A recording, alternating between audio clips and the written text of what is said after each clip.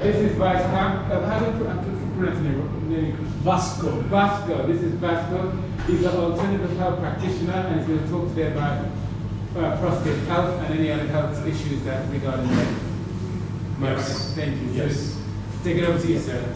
Okay. I've been doing this prostate presentation now for 20 years. Okay. And my first interest in the prostate came about when two of my vital acquaintances died in 1982 from prostate cancer. Now, I don't know how much you know about the prostate or whether you've had your prostate checked or anything like that. I'm going to assume, excuse me, looking at your ages, or potentially, I would assume that by now you would have had at least 1 or 2 prostate checks. Sorry, I just want to say, I'm in my 20s. Why do you laugh? It's your cream. Right, okay. Sorry, prostate check. What do you mean prostate check? I'm going to tell you there are 2 checks, yes? One is known as the PSA, the prostate specific antigen, which is a blood test, all right? All you do, give them some blood, tell them you want to have your prostate checked, and they will check it and tell you when your blood, the antigen, is within the certain parameters, round about 4. But if it's above 4, creeping up to 7, 8, 9, 10, then that's an indication that you have a prostate problem. And of course, with further investigation, that problem will then be diagnosed, yes? Right. The second test is the one that most men dread, especially black men, and that's the digital rectal examination. Yeah? There's nothing to fear about the rectal examination, right? And I would suggest that we don't let homophobia get in the way. And if you don't want a male to do it, you can request a female to do it. And let me explain what it's all about. The only way you can get to the prostate gland without surgery is by way of your back passage.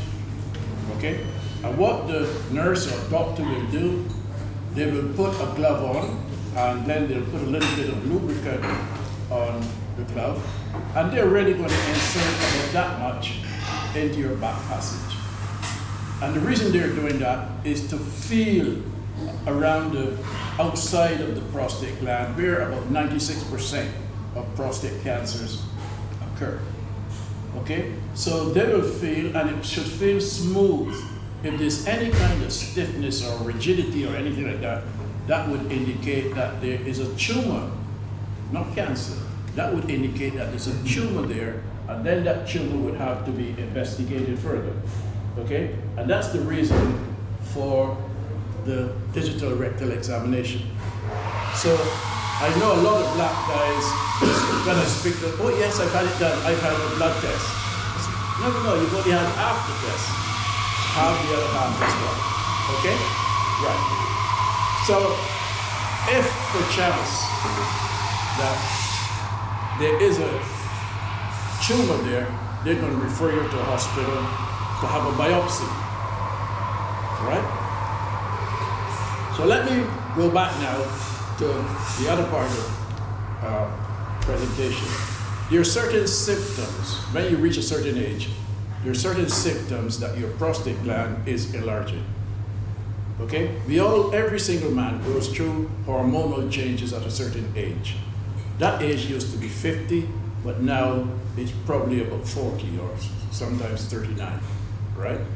And what happens is we have 2 hormones. We have testosterone, which is the male hormone, and then we have the female hormone, estrogen. Yes? As men, we have more testosterone than estrogen. Women have more estrogen than testosterone. But as we reach a certain age, these 2 hormones start to change. And the testosterone starts to drop down, and the estrogen starts to go up. And that is shown by, you get a little bit of a beer gut, yes? Instead of being able to pee from here to Brixton Station, you're now looking down at your shoes to see if they're wet. Yeah? That kind of stuff. Okay? And of course, the dreaded one, instead of being flying at full mast, you're flying at half mast or quarter mast. You know what I mean? Okay? Called erectile dysfunction. All right? So those are symptoms, or dribbling, or when you go to have a wee, you're standing up in front over the toilet, nothing happening, or getting up quite often in the night to go to the bathroom. Yes? And the worst of all is urgency. When you want to pee, you have to pee. Yes? So imagine you taking the missus out on her birthday, yes, and you're celebrating it. She's dressed up, or you're dressed up, or you're driving down this motorway or this A1 road, and suddenly this urgent urge to pee comes on, yes? And you can't hold it back, you can't stop it. What do you think happens? You wet yourself. You wet yourself, right. What impact would that have on the evening? Ends the evening. Right. What impact would that have on the relationship? Depends on the woman. Depends on the woman. You said it, I didn't. All right, okay, well let's go a little bit further down this rabbit hole, yes? Yeah. The seat in the car is not leather. Right. It is the stuff that absorbs, yeah? Everything. And she wants the car to drive the following morning. And that urine that you put in there isn't going to smell very nice, is it? No. And she isn't going to sit down and hurt you.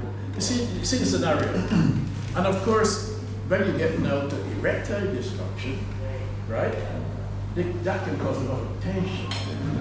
Now, if you have children, be careful, because whenever there's tension between parents, no matter how mild that tension is, children have a habit of picking it up. And that can affect them psychologically. All right? So all of these things you have to be aware of. So normally I work on the assumption that we should try to prevent cancer, if we can, from occurring, okay? But the benign prostatic, there are three things. Prostatitis, right? And any medical word you see ending in itis simply means inflammation. Then you have BPH, benign prostatic hyperplasia, which is the most common one. And let me break that word down for you. Benign prostatic hyperplasia. Prostatic related to the prostate. Benign is not cancerous. Plasia simply means a growth over and above what is normal, right? So it's an enlarged prostate, okay? And nature has made man in such a strange way that the tube called the urethra that brings the urine from your bladder so that you can pee, yes, passes right through the prostate gland. Like a donut, yes, the urethra passes through there. And as these hormonal changes take place, that gland swells, chokes the urethra. That's why you can't pee into Brixton anymore, yes? Right, okay. Now, how can you help yourself if you are in a position where your prostate gland is swollen? Or what can you do to reduce the swelling or defer it? Okay? Because it will happen at some point. But there are certain lifestyle changes and dietary changes that you can make, all right, to reduce the severity of that hyperplasia. And of course, the third one, and the most dangerous one, is prostate cancer. Now here in the UK, every year, 47,000 men are diagnosed with prostate cancer. And about 12,000 die every year. Not 12,000 who were diagnosed in the same year, but they would have been diagnosed before, but they die, okay? And that has gone up from about 45,000 to about 47. With black men, however, Africans, prostate cancer, although it's a slow-growing cancer, and a lot of men die with it rather than from it, with Africans, it has a tendency to become aggressive. And by aggressive, I mean spreading from the prostate gland into other parts of your body. especially your lower back, your hip, and your pelvis.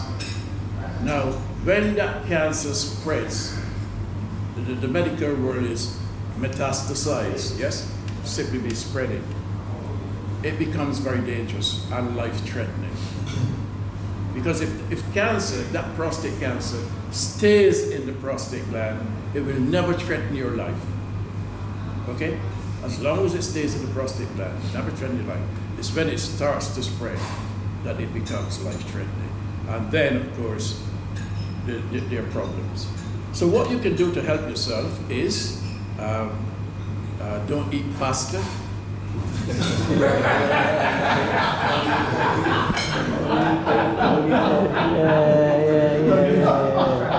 I say something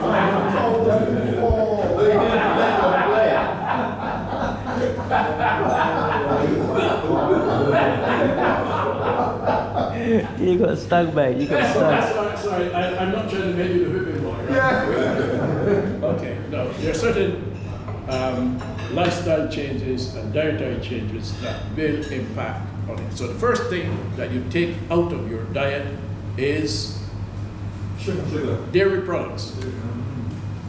Cut out dairy products as much as you can. Okay? Eggs as well. Eggs are included, yes, in dairy products. Egg whites. Not only the whites, but the yolk as well. So egg whites are not. You can't have egg whites. Sorry?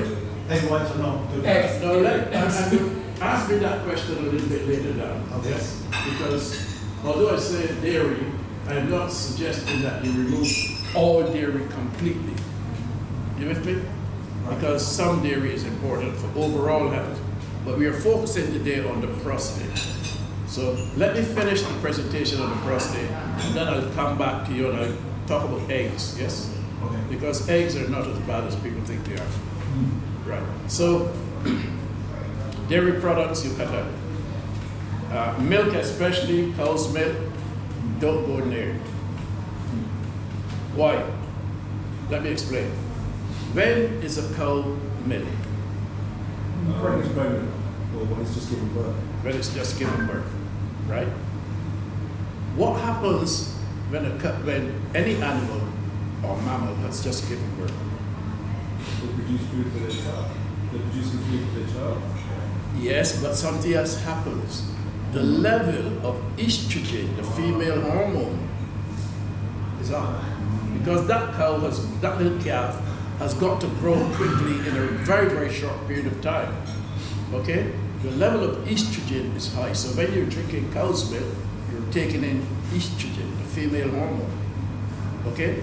Not only that, but cows are normally treated with antibiotics and all kind of chemicals, which you're now going to ingest.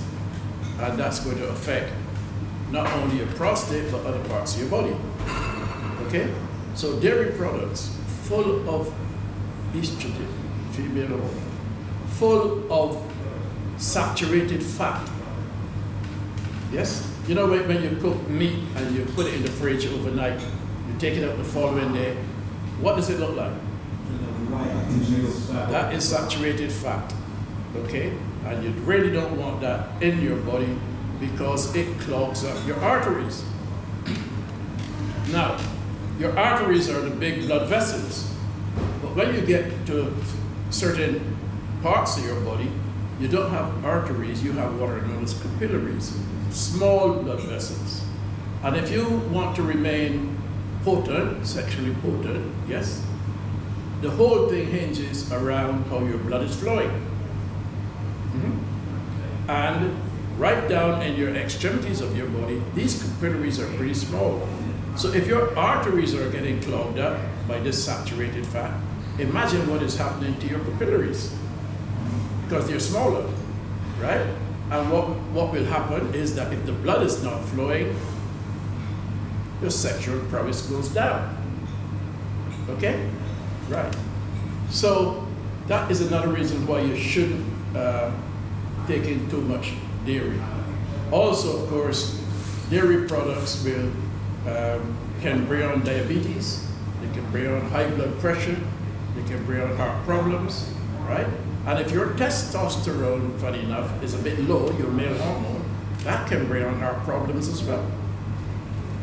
So you see the whole picture coming together.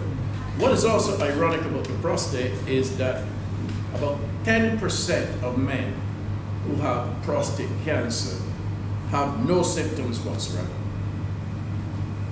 Another good reason to go and have yourself checked. Because you could be walking around thinking, I'm great, I'm fine, I have no symptoms. You know, I go to the bathroom, I pee ordinarily, my sex life is okay, everything's fine. But you could be one of that 10%. No symptoms, but you got prostate cancer. All right? Now, having said what you should not eat, okay, to some degree, let me go to the positive side and tell you what you can eat or should eat. I'm not just talking about foods, I'm going to talk about herbs, vitamins, yes, spices, things like that. So you want to be certain that you're taking at least 4 vitamins. The first one is vitamin D3. Yes? Not vitamin D. Anytime you take up a packet or buy anything and you just see vitamin D on it without that 3, don't buy it. It's synthetic and you're wasting your money. Your body doesn't absorb it, okay? It must say D3. And here in the Northern Hemisphere, you know, we don't get the sun to synthesize vitamin D3. Okay, so we have to take a supplement, right? D3. And if you can avoid taking tablets of D3, do that. Always get a spray, right? Or drops that you put under your tongue. Because when it goes there, it gets into your body quicker. Anything in liquid form gets into your bloodstream quicker, okay? Right, so that's D3.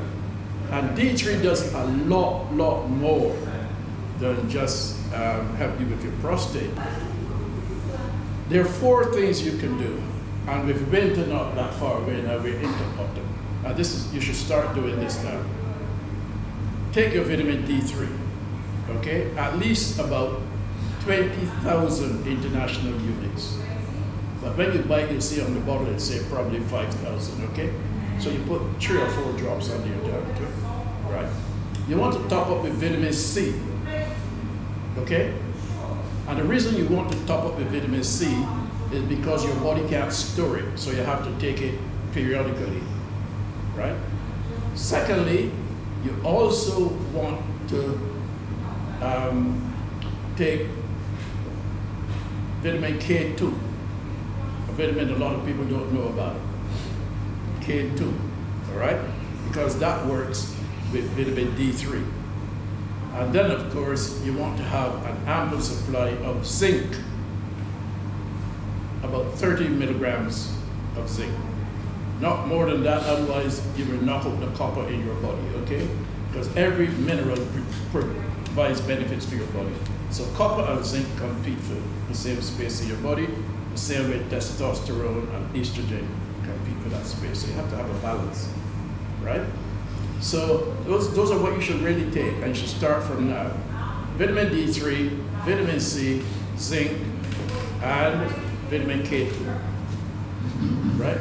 And if you do that, you will get through winter without a cold, all right?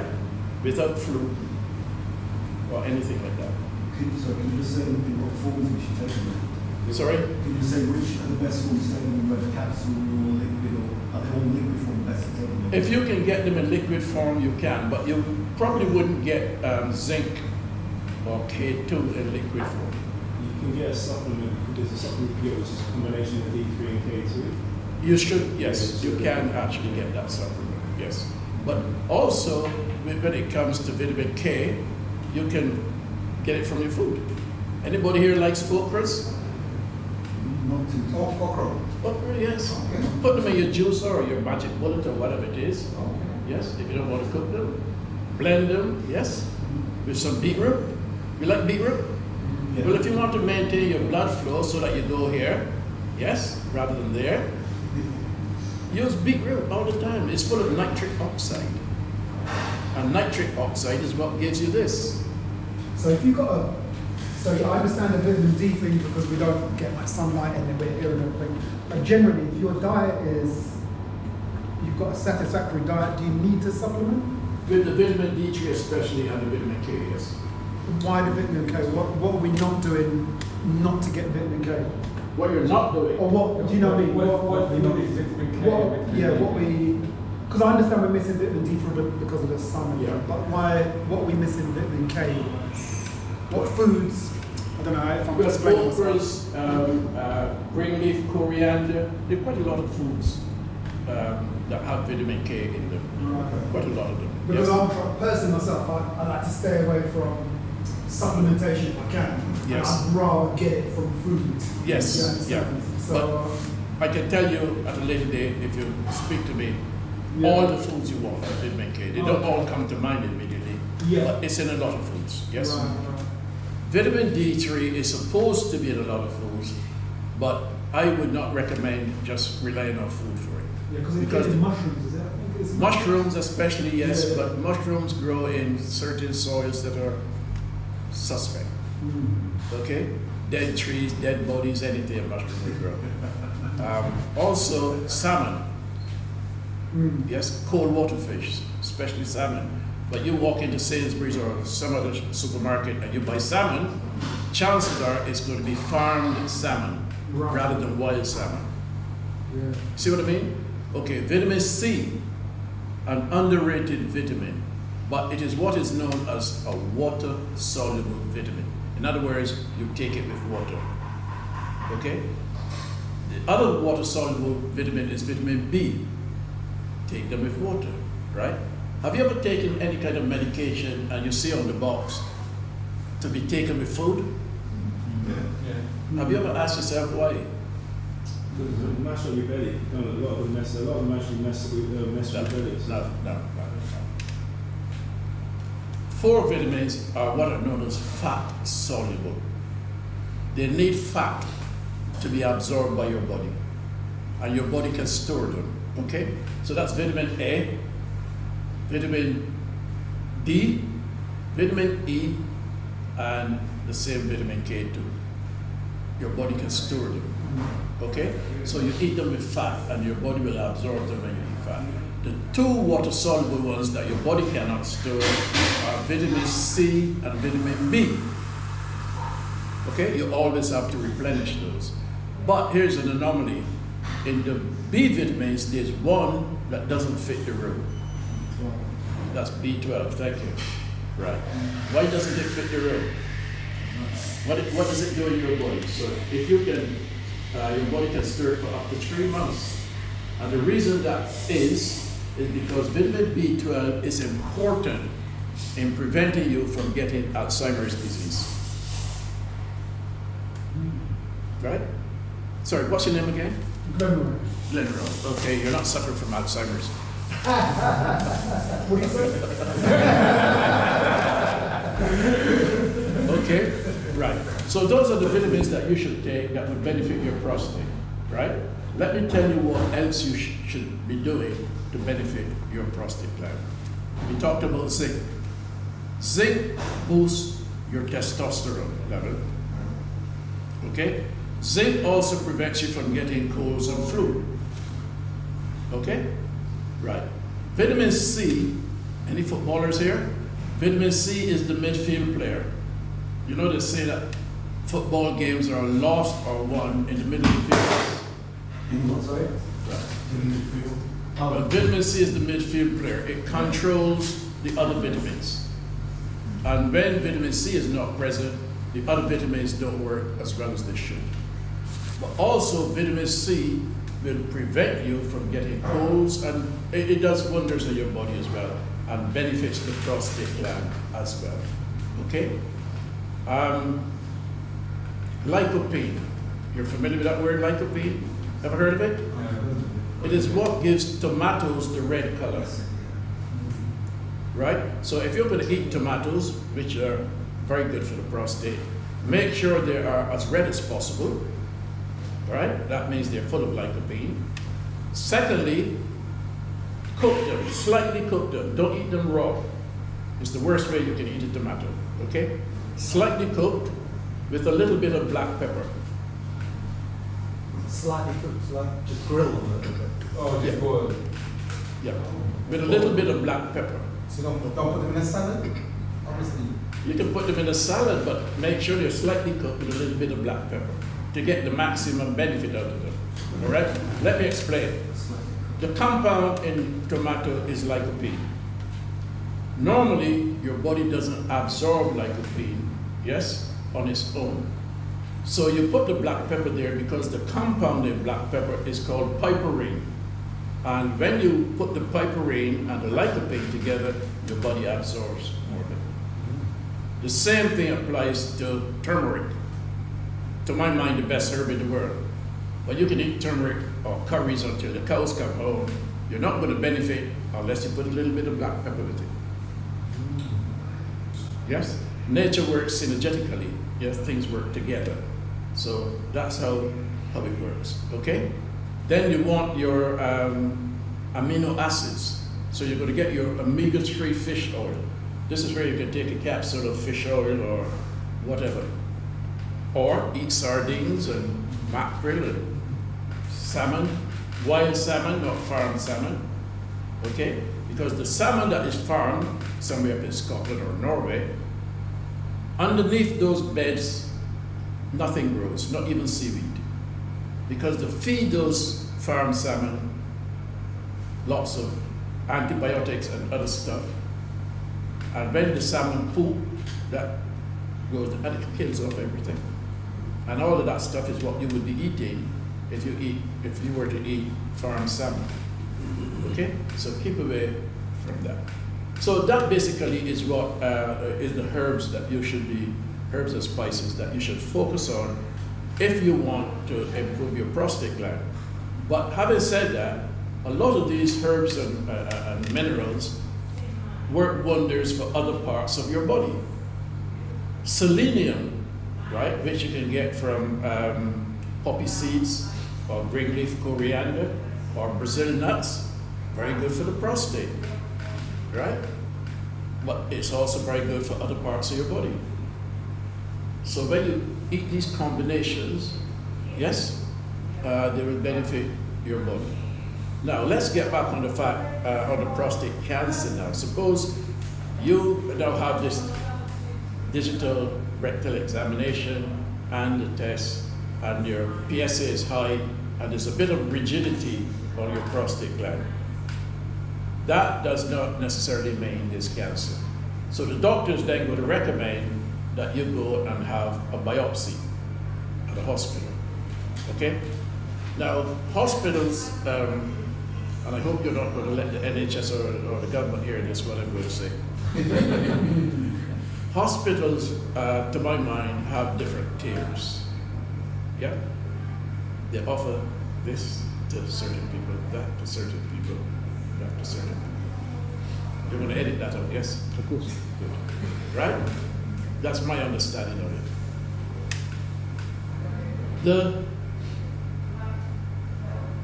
prostate, when you go to have a biopsy, they'll say, oh yes, come on, let's have a biopsy. And if you have a normal biopsy, what happens is lots of little needles, yes, are punctured around your prostate gland at random to see if there's any cancer there. And when that happens, guess what's the end result of that? Cancer. Oh, because it causes inflammation. Okay? No, because they've put all this stuff around your prostate and damaged your prostate. But if you are intelligent enough and knowledgeable enough to say, hey, can I have an MRI scan before you carry out the biopsy? That scan will show where the prostate cancer is, okay? And then they will be able to target exactly where the cancer is, rather than having this fiddle around the prostate, okay? And if you have a type of cancer that is aggressive, then they will be able to take that cancer out, yes, and focus on that, and leave the majority of your prostate gland as it was. So instead of damaging, yes, your performance, it will only be tiny little bit out. So is that a cost thing? Sorry? Is that a cost thing, the reason why they don't do the other? Sometimes hospital doctors and hospitals will reserve that for their private clients. But it's something that we could request. It's something that you can request. And what I have studied showed me that people who go in,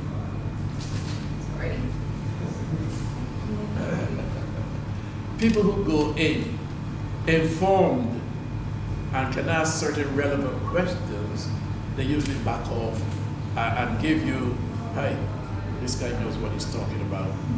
Let's do it the right way. So the reason I believe that Will asked me to come is to make you a little bit more informed, that just in case you happen to be in this position, you can ask the relevant questions, right? And you can approach the whole issue from a perspective of knowledge rather than one of not knowing. You understand me? Okay? What would that stand for again, please, Vasco? I'm sorry? What was that MRI? MPMRI. Just to check, because there's been a lot of good information here. I'm wondering, is there any summary or anything? There's a summary. I've got leaflets for you, and I've got my details in those leaflets for you, in case you want to pick up the phone and talk to me, or in case you want to talk to me about something else. Because what I normally do every day, I do body scanning. I have 2 machines, portable, right? And I operate from Croydon, okay? And these machines will scan your body and give an indication of how your organs are performing, right?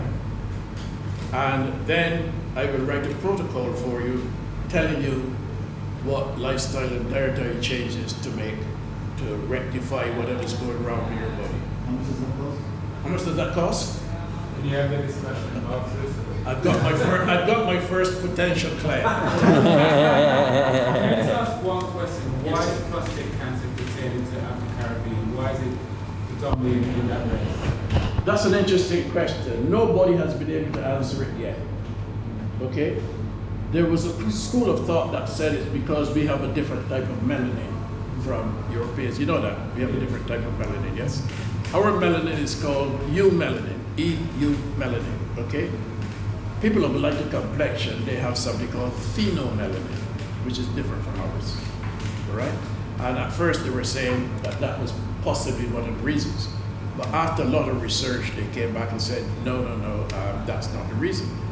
So up to this point today, nobody has been able to give a definitive answer to that question as to why prostate cancer becomes more aggressive than, in black men than white. Hold up the 2 questions a minute, just let me finish. What was intriguing about this whole thing is that the Johns Hopkins Hospital, which for the last 28 years has been nominated as America's #1 hospital, made a statement in 2013 which said, black men who have been diagnosed, right, and are given a figure should always add 1 more to that figure. So if your figure for anything in your body is say 5, okay, from the hospital, you should add another number to it and say it is 6. Because all the instruments they use, yes, to measure these things have been calibrated for whites and not blacks. Johns Hopkins Hospital actually printed it, believe it or not. Okay? There's actual recent research that said exactly the same thing. Sorry? 2018, 2019. Research has said exactly the same thing, that you should always put the 1 higher. Yes. Because of the medical research that's being done. Yes. Yeah. Yeah. And the reason, of course, is that they've always tested their equipment on white rats and white mice or white rabbits, never a melanated one. Okay? Right. So you come home, there's always a little bit of blood, right? So the first thing they ask you to do when you get home, guess what it is? Sorry? No. They ask you to masturbate to get the blood out. Yes, because once you've had that biopsy, there's going to be blood. So to get that blood out of your system, yes, you masturbate for that night, and the blood will come out, and that's it. No, Where's the blood coming out from? Sorry? Where's the blood coming I like it's not as hard as it sounds. Yeah, prostate. It goes around the seminal. Yeah, you're right. Okay, hold on, guys. Guys, I've got some free porn here if you want to. Hold on. There's no free in porn, is it? Hold on. I got the leaflets here. All of these are leaflets I'm going to leave with you. And these are designed especially for black men, yes? I'm just going to hold them until I finish, because you know the tendency, they pay more attention to that than me. Yes. Experience. Yeah, but it's you will come. Right. I think it may be in here somewhere. If it is not in here, I'm going to direct you to where you can find it when you get home. Okay? This is a little diagram here. I don't know if you can see it, a tiny little diagram. And it is showing you your bladder and the prostate is that little thing underneath there, yes? Right, okay? And I'm going to be leaving these with you with my details on the inside. Who I am and what I do. Does it mention in like the K to do with D3 and all that? Sorry? Does it mention the K? No. Zinc and all that? No. This is just an introduction, okay? There's a fantastic article on my website, which is blackhealth.co.uk. And I say it's fantastic if I say so myself. And a lot of people go on to that and read it. Now, before they actually do, when they do the biopsy, right? What they're looking for is the two most prolific types of cancer cells. All right? And I'm just going to say this then and open it up to questions and answers. The two most prolific types of cancer cells. And they grade those from 1 to 5. Okay? 1 to 5. With 5 being the worst case scenario. You with me? Right. So when you have your biopsy, you get a letter from the hospital, and they will say your cancer cells are 3 plus 4 or 4 plus 3, whatever. And that is called the grade. Okay? And then when they add those two numbers together, you get what is known as a score. So you get the Gleason grade is called, and then the Gleason score. The score is the two numbers added together. Remember the two most prolific types they're looking for. So let me see if you understand what I'm saying here. We have two men. These two handsome guys in front of me, yes? Right. Your Gleason score is 7. Your Gleason score is also 7. But your grade is 3 plus 4, and your grade is 4 plus 3. Which one is the worst case scenario? I'd say mine with the 4 plus 3. Yeah. Why? Higher numbers. Because of the initial number. Simple, isn't it? Because the grade is from 1 to 5, with 5 being the worst case scenario, so yours is 4, this is 3. So yours is worse. Okay? So you must understand that it's called the Gleason score. Okay? And that is what, will determine. Sorry, say that again. This was worse because. This is 4.43 and this is 3.4. Okay. You've got that first measure which is from 1 to 5. So the closer you are to 5, the worse it is. And the second measure is also 1 to 5. Is the second one not as dangerous? Sorry? So the second number is not as serious as the first one. The first one is No, just 1 to 5. right.